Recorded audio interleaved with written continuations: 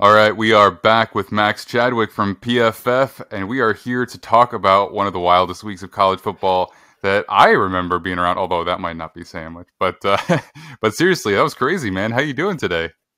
I'm good. I mean, if you could tell, my voice is a little shot. I don't think it's from College Football Saturday, but I was yelling a lot on College Football Saturday because it was, like you mentioned, it was the best weekend of the season so far, which is, we still have half the season left, so I'm so excited. But, man, this weekend was awesome.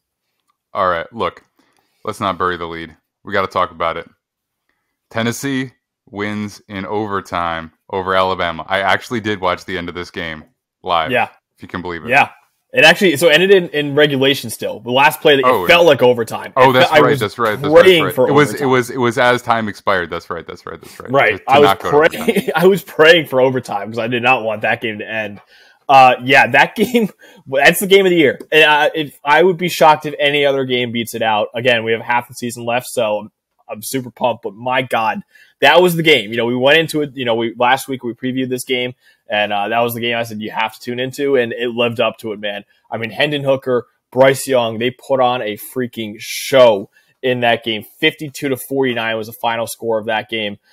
Tennessee's offense. Alabama had one of the best defenses in the country, in my opinion, heading into that week, and Tennessee's offense just ran right through them. I mean, they really faced no resistance from Alabama. Jalen Hyatt, the Tennessee receiver, had 5 receiving touchdowns in that game, 207 yards. He only had 6 catches. So he averaged, he had 5 touchdowns on 6 catches. He had 207 yards. It's nearly like 40 yards a catch he averaged. I mean, Jalen Hyatt went off against Alabama. All 5 of Hendon Hooker's touchdowns were to Jalen Hyatt. That game was fantastic, and now a lot of people are putting Hendon Hooker up there with C.J. Stroud for the Heisman right now. What year is he? Is he a sophomore? Jalen Hyatt? I believe he is. Hendon Hooker's old. Hendon Hooker is actually older than Justin Herbert, so he's a 5th-year senior. What? He's older than Justin Herbert. Jalen Hyatt's a junior. Hendon Hooker is redshirt senior. He transferred from Virginia Tech to Tennessee a couple years ago. He's old. That's like the biggest thing I'm sure you and Nick and everyone else can get into it during the draft. But like a lot of people are kind of crowning Hendon Hooker as QB3 right now. And it's like, you got to remember, like, this guy is older than Justin Herbert. And Justin Herbert is going to get a massive second contract this summer, and Hendon Hooker will just be entering the league. So age is definitely a question mark with him, but he has been absolutely outstanding so far.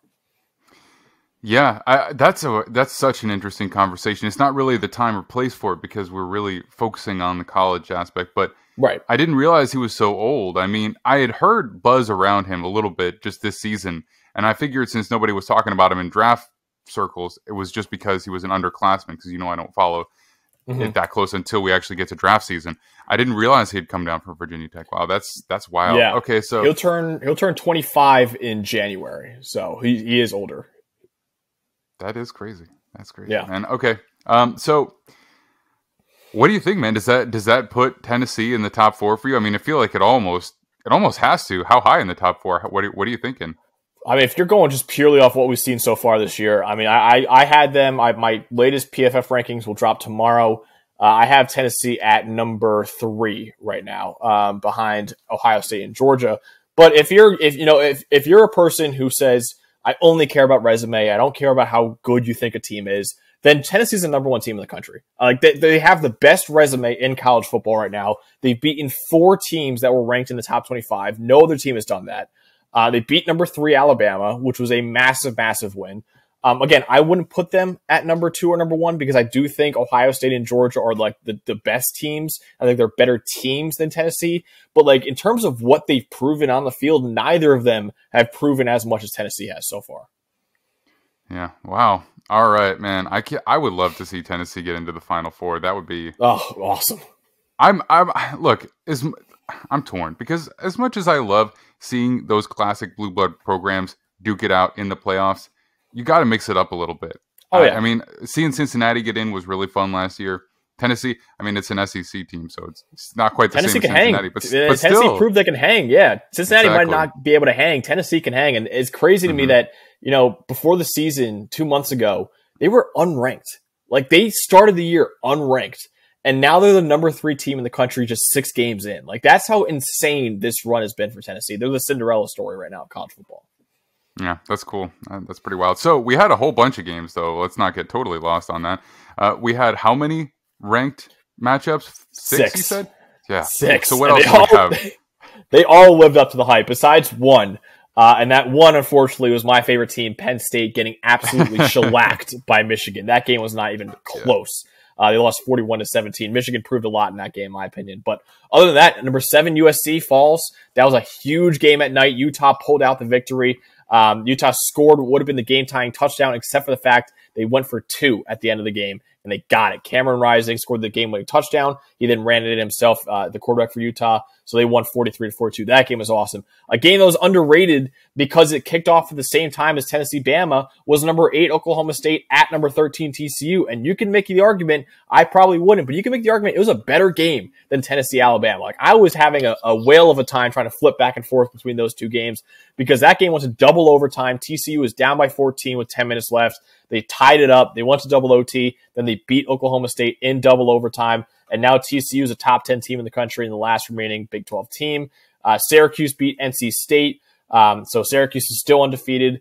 I went to Syracuse. I'm not sure how much I believe in them just yet. They've kind of been getting very lucky. NC State was on their backup quarterback because their starter, Devin Leary, is out for the season. And then Kentucky beat Mississippi State in the other ranked game too. So that was those were the ranked matchups this week. It was a pretty fantastic week for college football. Yeah, so my buddy Reagan, he's an Oak State guy, and he was losing his mind on Saturday.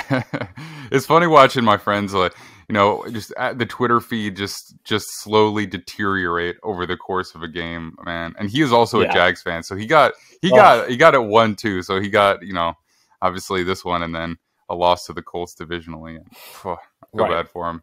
But, look, I'm flying high right now. My team is finally good. I know. The Jets look good, yeah. Jets look good.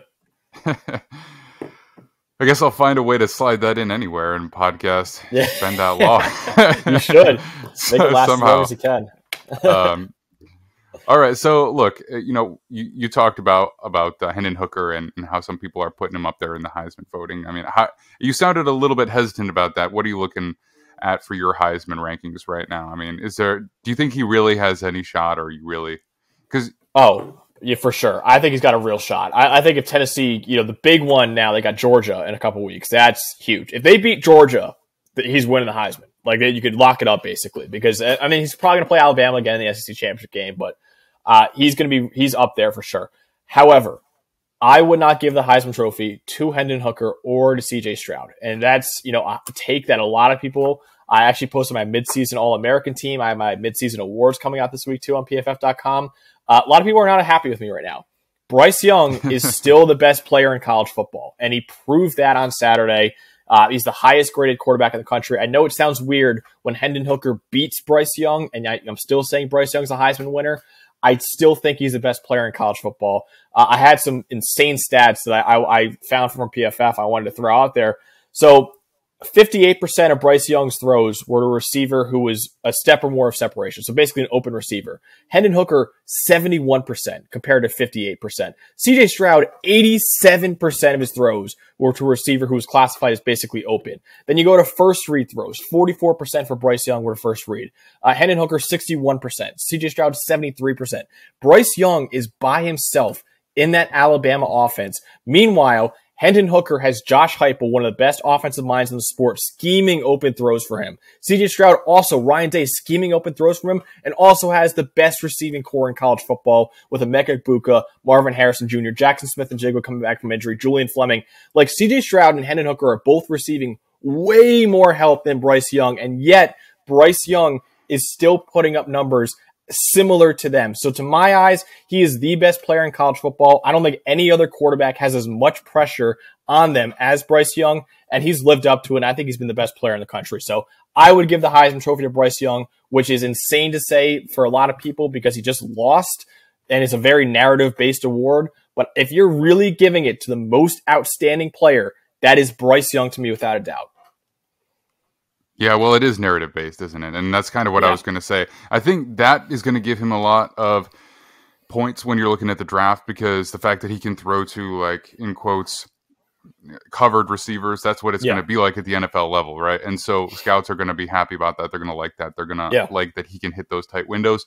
But I think, if you're talking about a Heisman campaign, a lot of times, like we've talked about before, they really don't like to give it to the same person multiple years in a row. They like the turnover.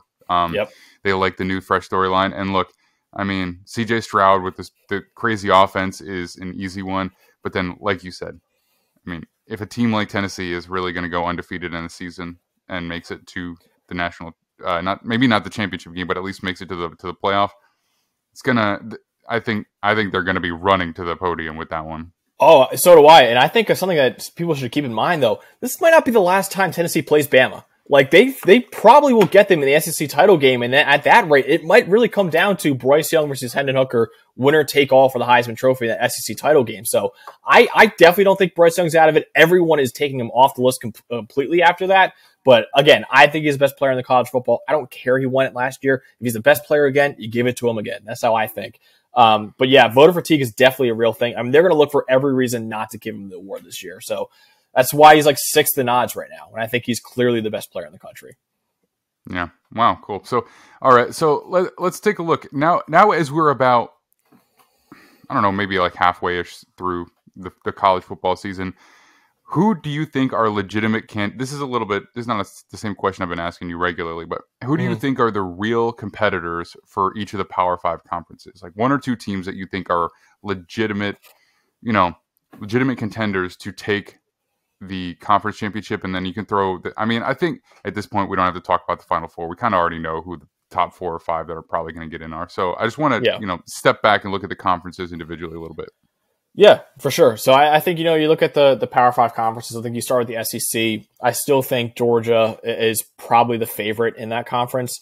I think Tennessee's got a really good shot as well. But, I mean, I think Bama is still up there. Everyone's kind of writing them off and forgetting about them. Like, they're going to win that SEC West, and they're going to meet either Georgia or Tennessee in the title game. And I don't know. I still think Bama's got a really good shot in that conference. So I would not count out those teams, but I think really it's down to those 3 teams in that, Georgia, Bama, Tennessee, Ole Miss. Maybe if Ole Miss can still make this run, I don't know if they can or not, but I've been really impressed by Ole Miss so far in there. So Big Ten is going to be a playoff game in the final game of the year between Ohio State and Michigan. I think that's what happened last year. A pseudo playoff game, basically winner goes to the playoff. I think it's going to happen again this year because they seem to be 2 teams destined to be 11-0 at the end of the season, playing each other in the final game of the year. But Illinois is right now, I think, the best team in the Big Ten West, and I think they're going to win that division. And they're currently ranked number 18 in the AP poll right now. So keep an eye on the Illini, but I really think that conference comes down to either Ohio State or Michigan. TCU is the only undefeated team left in the Big 12. However, I think Texas is still that team right now. I think Texas might be a better team than TCU. TCU's got the record, but I think Texas is the best team with that explosive offense with Quinn Ewers, Bijan Robinson, Xavier Worthy, and everyone else there. So I think Texas will still win the Big 12, but TCU, with their undefeated record, might have the inside track right now. ACC, I will be floored if it's not Clemson at this point. I know Syracuse is undefeated. They actually play each other this week, the final 2 undefeated teams in the ACC, Clemson and Syracuse. I think that's the time when Syracuse might be exposed a little bit. But yeah, I think Clemson is far and away the best ACC team. And then finally, the Pac-12 conference. That's kind of wide open right now. And I want to say USC is still in it.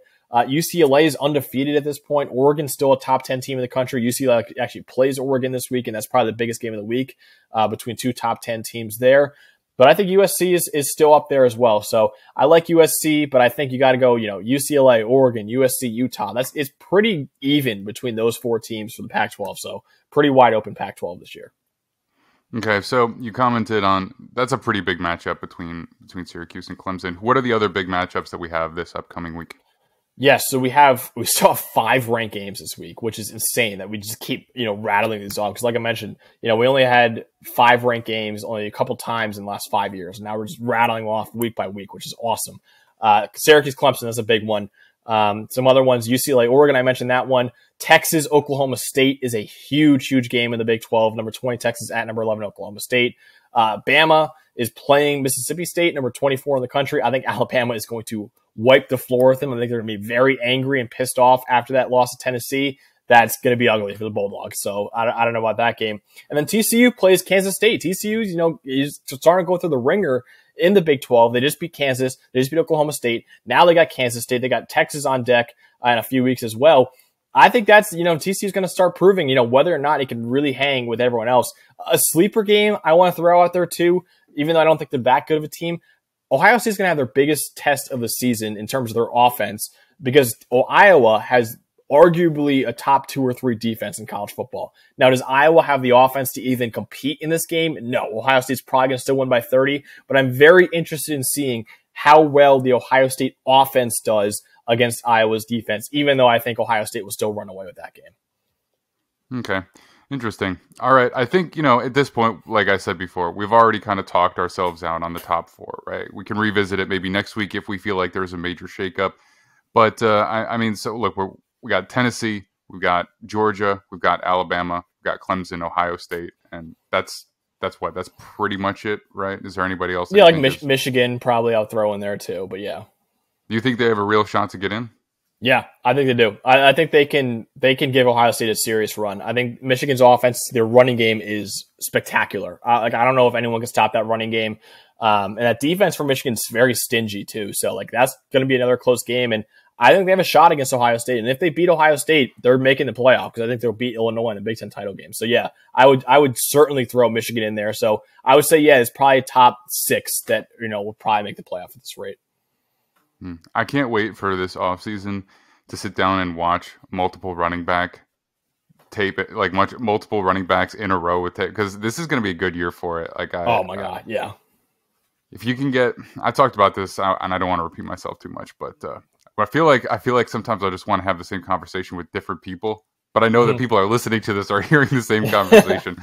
But I love a draft that has a good number of running backs in it because it just adds a lot to day 2. And that second and third round, those are legit starters, and you don't really get that at almost any other position. And so it just adds a little bit of tension to the draft when you got those guys still sitting on the board. You know what I mean? Are you going to get a guard who's going to be a backup, maybe a starter? Or are you going to get, are you going to get a slot wide receiver who might start, maybe not, or are you going to get a juiced up running back who, could win Rookie of the Year legitimately? So, right. So, all right, Max, I appreciate you so much. We will be back next week to break down another big-time week of college football, 5 ranked matchups. Between now and then, let everybody know where they can find your work. Yes, so I've been writing a ton of articles for PFF, about 1 a day at this rate. So you can find it at pff.com. I just dropped my midseason All-American team. I got my midseason awards article coming out soon, which that'll be very, very fun. And you can follow me on Twitter at Chad_Maxwick and TikTok at Chad_Maxwick as well. All right, beautiful. We will see you again next week. Awesome. Thanks, Max.